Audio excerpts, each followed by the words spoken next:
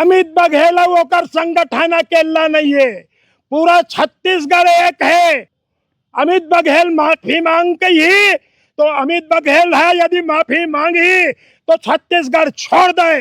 माफी मांगा अग्रवाल मन, माफी मांगा सिंधी मन, माफी मांगा गुजराती मन, पचपेड़ी ना कहा तेला ये विष्णुदेव अग्रवाल है गोदड़ी वाला चौक बनवावत रही से का वो मन मारवाड़ी मारवाड़ी एक नहीं है, सिंधी सिंधी एक नहीं है।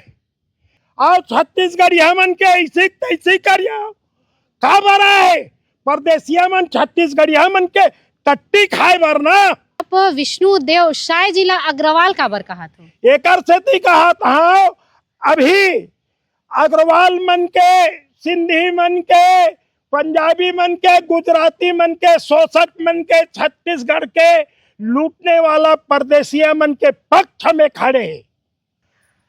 हमार छत्तीसगढ़ महतारी के मूर्ति के गला ला परदेसिया मन कटवाए है।